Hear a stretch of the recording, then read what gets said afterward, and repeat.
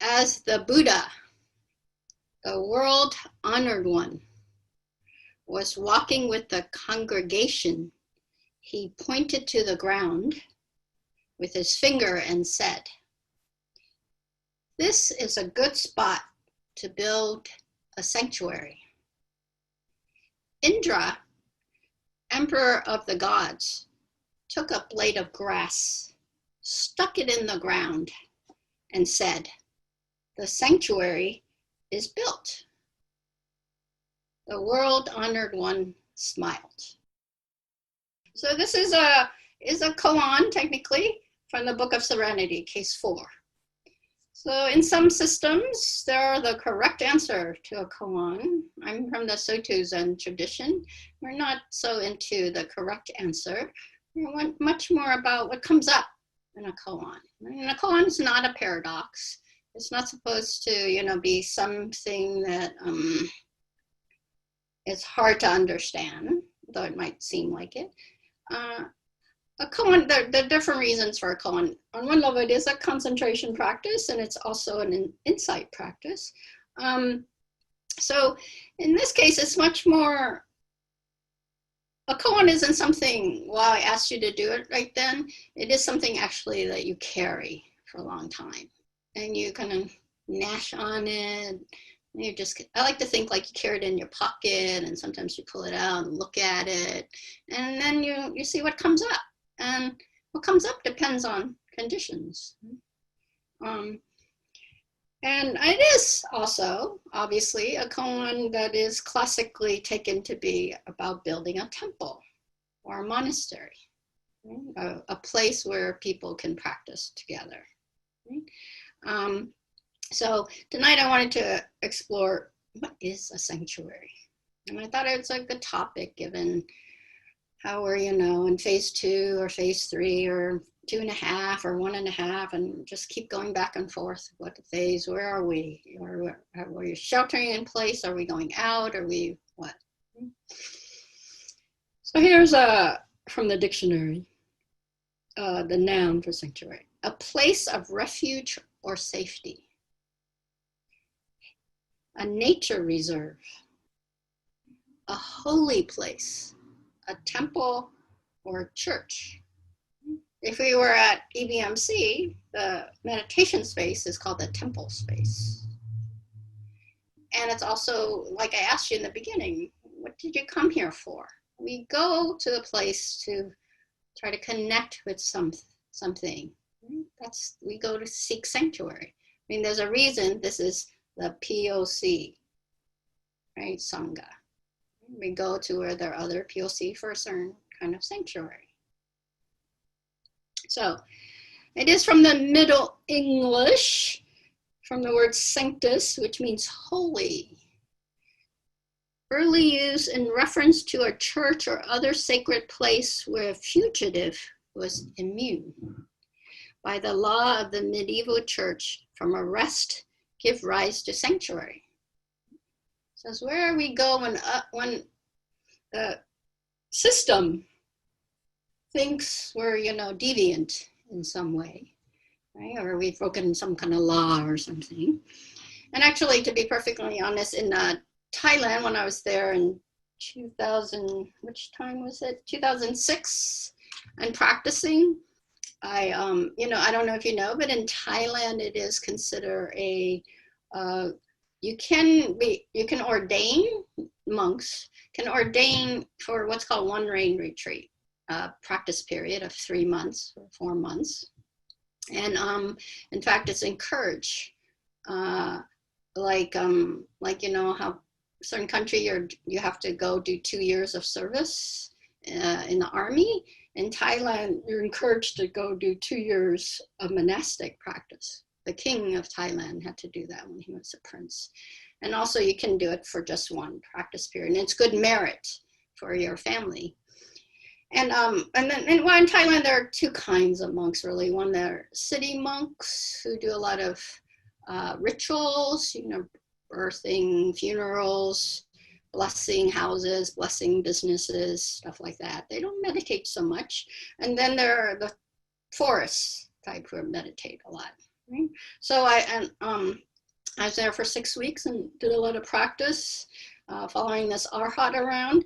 And I did meet this one guy who he was actually a thief. And he had entered the monastery to get away from being arrested. Right? Of course, it'd been 8 years, and so it obviously, something was working. For one thing, he learned how to read. He didn't know how to read until he went in there. So it is still a refuge in that way, in real time, right? Or at least since 2006. My guess is it's still happening. So, again, as the Buddha, the world-honored one, was walking with the congregation, he pointed to the ground with his finger and said, "This is a good spot to build a sanctuary." Indra, emperor of the gods, took a blade of grass, stuck it in the ground, and said, "The sanctuary is built." So a sanctuary is a temple or a shelter, a place to find refuge. And of course, we think of it similarly in the West, right? Like our Sangha, the POC Sangha. So we do think of it as it's a more safe of a place to be. And yet, is safety guaranteed in any way?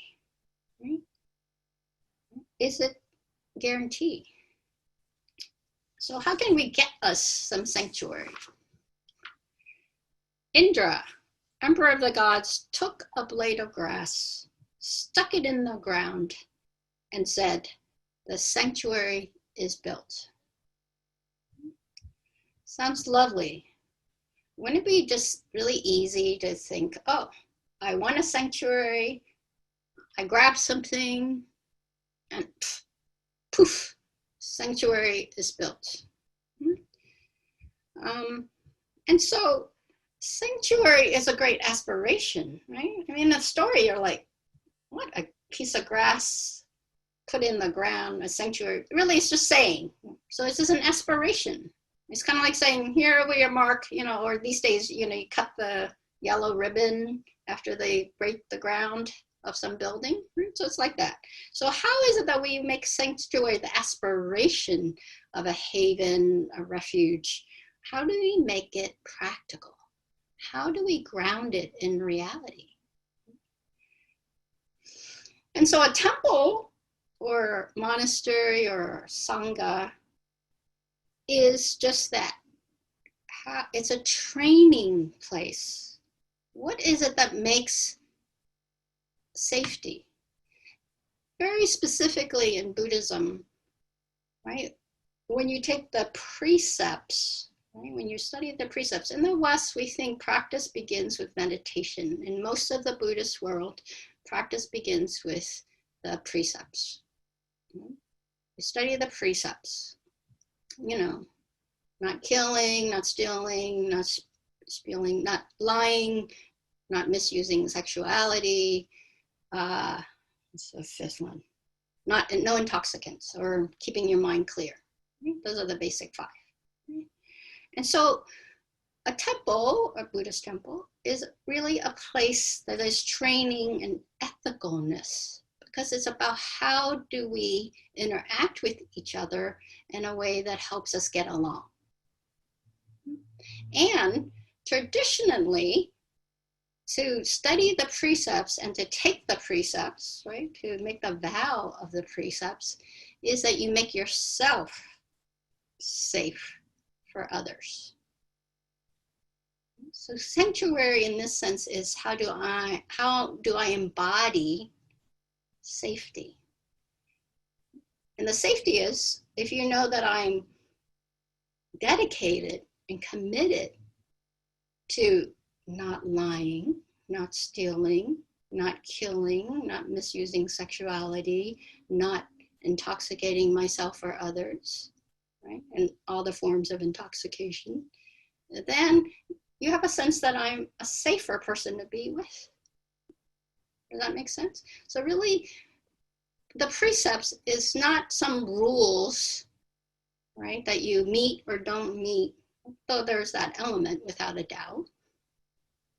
the training basis is that we make ourselves safe. So it's like that, like masks these days, right? To wear a mask is not to keep myself safe, so that's certainly part of it. These days, mostly you wear a mask to keep other people safe because you don't know if you're infected or not, right? Because you could catch it at any time, right? You don't know. Right? And so we do it to support other people's safety also. Of course, some of it's our own.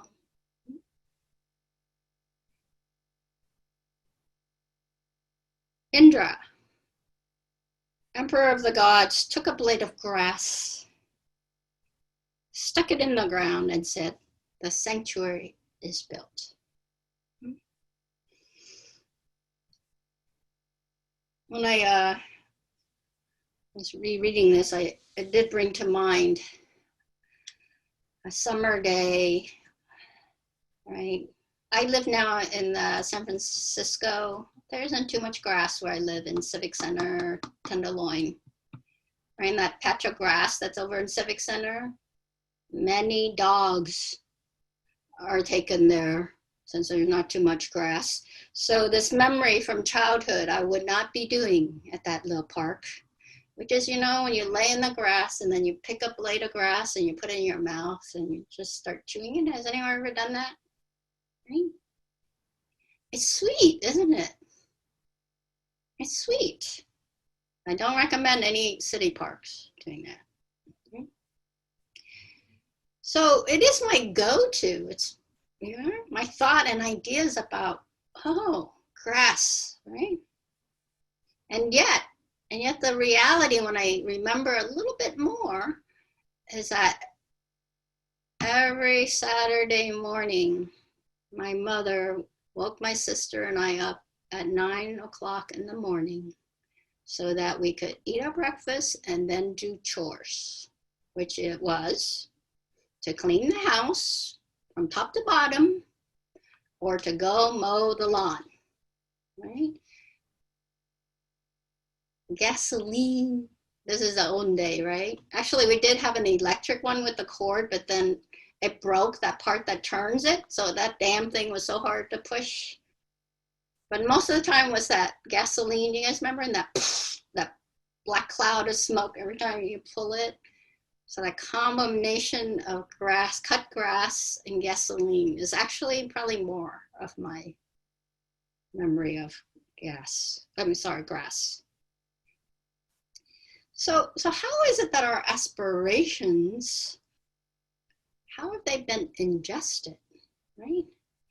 How do we take in our aspiration of what is safety, what is a refuge, and then it gets internalized, right? It gets brought in with our experience. Right?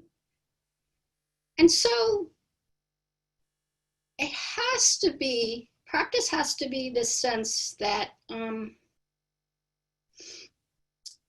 a certain level, everything that I think to be true is delusion. That in a way, everything I say to you about what the Dharma is, like earlier when I said, oh, I'm gonna, you know, when you connect and you have sustained, how many of you in meditation, I said, okay, just concentrate on your breath and try to sustain it, and the result is calm. How many of you right away, I was like, oh yeah. Come on, raise your hand. I'll say nobody. How many of you 5 minutes into the meditation after hearing this was already going, I don't know the fuck what she's talking about, right? Raise your hand. Right? How many of you, you know, was thinking, oh, peace and calm. How come I don't have it? I bet she does. Look at her face, or his face, right? One time I looked up and both Evan and Julio were just like, and I was like, oh, I shouldn't be looking around, right? I already lost my peace right then, right? So On a certain level, anything we say about what is life, what is the Dharma, on a certain level, it's a lie. Because it's only, not because it's wrong, mind you, but it's only a descriptor in the moment or from the past, which doesn't make it wrong, mind you. It just, can we have the sense that what is sanctuary, what I want to be my sanctuary, is a great thing to want and have aspiration, and in the finding of it, there'll be moments in which it's not true. How many have you to come to POC and then hear a talk or found somebody, maybe some of you, I don't know, some of you already left, so those people already probably can answer this as a yes, right? It's like, oh, not what I wanted. No sanctuary here, right? Right? I came looking for peace. She's already talking too much in meditation. I just came for quiet. Or else, what is she talking about? I need more guidance, right? So how is it, right? So it's really important to know what is the truth as my truth. Right? And that is a great thing in itself. It's not lesser truth. There's no absolute truth, by the way. There's ideas about absolute truth. Because we don't know what absolute truth is. Because when we say what it is, it's already not absolute truth. Right? So our life is really about, where is this that we're always in negotiation with our aspiration and what the fuck is happening right here and right now, with that wanting, with that desire, which is a good thing to have, mind you. I'm not saying you shouldn't have them. I'm not saying it's wrong to have them. I'm just saying, and what is it right now? Right? So how do we hold this relationship between our aspiration and what the fuck life is? Right? How can we hold these?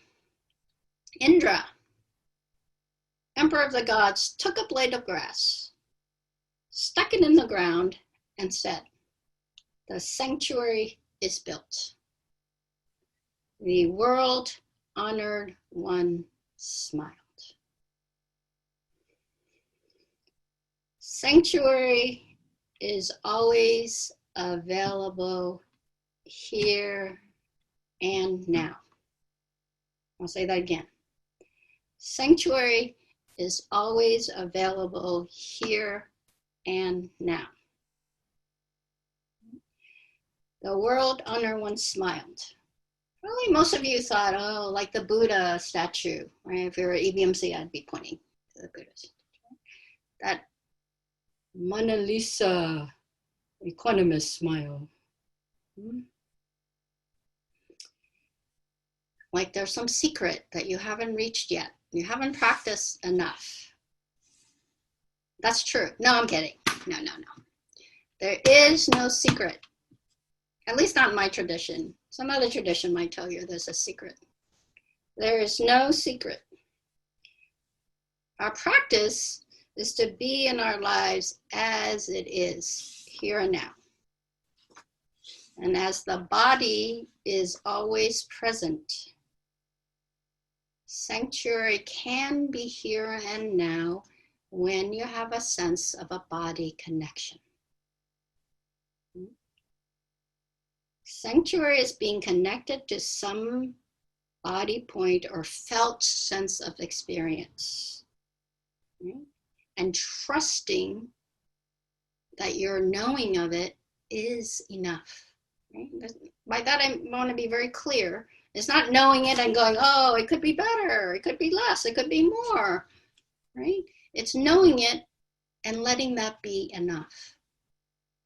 Right? Where's that moment where touch is just touch, hearing is just hearing, seeing is just seeing, taste is taste, a thought is just a thought. So sanctuary, in a way, is trusting your knowing. Trusting what you know to be true for you. just huge. Especially when the rest of the world is trying to tell you how you should be and what you know is wrong or could be better or not good enough. So you can be a sanctuary for yourself when you have a sense of connection to your experience and resting right there. Of course, it does take tools and methods to know that. Concentration practice, insight practice, right? And there's a sense of mastery of the skills. I do not mean that, every thought you have, every anxiety, everything you are isn't, on one level, yes, it's true. It's just the experience, but mostly we're trying to manipulate it, right? Pushing it away, grasping at it, or just confused about it, generally. Right? And those in itself are not a bad thing, but it's not, for us, that's not sanctuary. Sanctuary is when you can see your grasping or rejecting or confusion is causing you or others suffering. Then, and also that you can not do it. And when we keep practicing that, then we gain confidence that it's possible. And with confidence builds trust. So we know for ourselves and have confidence in our ability to connect to a felt sense of support for ourselves. Sanctuary can be a place, it can be an aspiration, especially when shared with others, and then it can be actualized.